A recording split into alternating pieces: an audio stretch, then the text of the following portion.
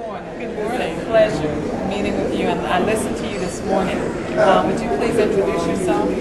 My name is Bernetta McClendon. I'm from Austin, Texas. My husband is the Reverend Dr. B.W. McClendon, who pastors St. James Church. Okay. Well, I was taken by your comments this morning as it relates to really what we need to be doing as it relates to our children and church. And so could you give us a little bit, just a take on, repeat what you said inside?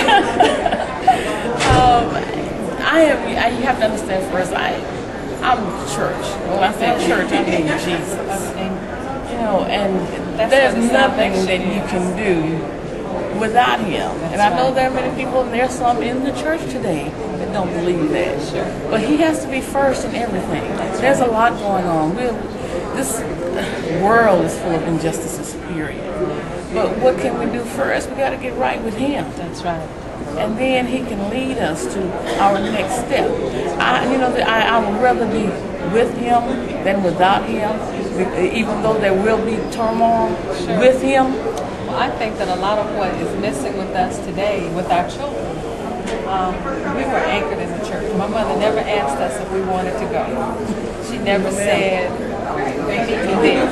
She always said, the car's, okay, she said the car is pulling out at 9 and everybody better be dressed and ready to go. Right. And that's what she did. That is what carried us through the rough stuff. Even when we left the church, we still had the church in us. How do we put that back into what the church and the people in the church are doing with our young people? The church, I think Dr. Evelyn said something, the church is going to have to come together. Because, what you just said, we've lost that. Now you think about the generations that we have now that are coming up. Know nothing about the church. They don't know anything about the struggle. As blacks, where we came from. My husband has this thing. We really don't know who we are. Number one, we don't know who we are. We're the only race that's really unidentified. Right. But I think that a lot of that is that we have allowed other people to define us. And we have not taken the position of deciding for ourselves who we are. And I'm not an African American because I did not come from Africa. I am an American of African descent / some others because we all mixed up.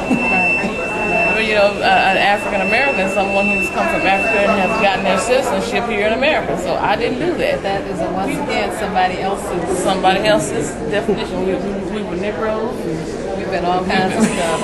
Yes, we have. And that's some of the problem with our youth because they don't really have the identity. Right. We have Cinco de Mayo days, and of course we have that one day in. And it's now become stylish to do all the things that it wasn't good for us to do. When children feel that they are empowered when they get pregnant, or that they're empowered when they go to jail, or that they're empowered when they kill somebody on the street, somewhere in there we have taken out that understanding of there are consequences for bad behavior. And the community has made it acceptable. We'll throw a baby shower for 15-year-olds that's getting ready to give birth, instead of somebody saying, okay, we need to do something because our children are being abused, our children are abusing themselves because they don't know what to do. It's our fault. It is our fault. When you said that, I wanted to stand up and say high five because that's the truth. It's our fault. We have neglected to do, and especially, it's the church.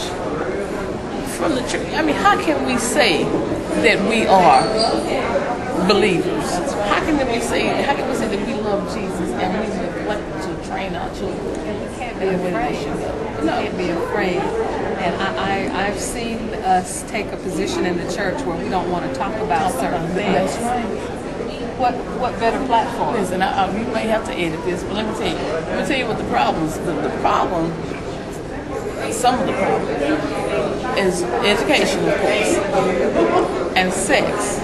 People don't want to use that word, but sexual immorality brings on spiritual apostasy.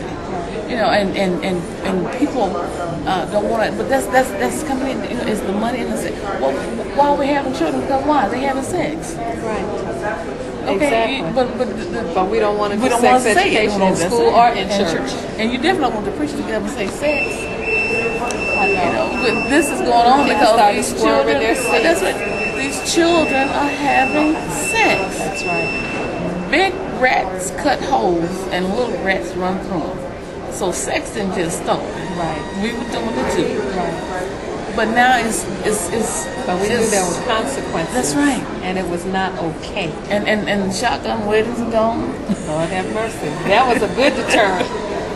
Somebody knew that they had to be responsible. That's right. And that's it. Our young men are not being held responsible, and they think that it's showing their proudness to go out and have 6, 7 babies by 6, 7 different girls. Right. And I look at our young women, I say, oh my God, you know, and they think that it's cute that's too. That's where the teaching in the church comes in, and that it gives you a platform for maintaining a certain standard. And if you don't have that, then you think everything's okay because you're looking at BET. Okay, and everything goes. I want to thank you for your time and for your voice, because it's so important for the women of the church to stand up and say, we're changing this. You know, I look at the political arena and, you know, all these white girls and women are out there. Well, black women have been politically active since the day we came off the plantation. Okay, and long before that. And until we decide that we're going to make sure people know that all black women are not little hoochie mamas, everybody not street walking, we're in the church, we're doing things, and we're saving our communities. You know, let me just say this. But when you said it, when I was in college, I had a class that we had to do a little documentary. So I was sitting with this group. Of course, I was only one of my color in this group, and I was sitting there and I'm listening. You know, and this is really where that feminist stuff came in. Feminism came in from the white woman. Okay, and I had to stop and say, listen, let me tell you something. We had to go to a home, and one of the classmates' homes, we were sitting there. And I said, I need to let you know that I've been free. Okay? I've been free. I said, you all are the ones whose husbands held you down. My race, the women in my race have had to take over and become wives and mothers and all that, and become strong women so that we could survive, because our men will take us from us. I think so. This, I can't relate to what you are saying here, because I have not. That has not been our struggle. That's not been our struggle. That has not been our struggle. It's not been our struggle. Thank you so much for your time. Thank you. And it's been wonderful. It's a pleasure to meet you.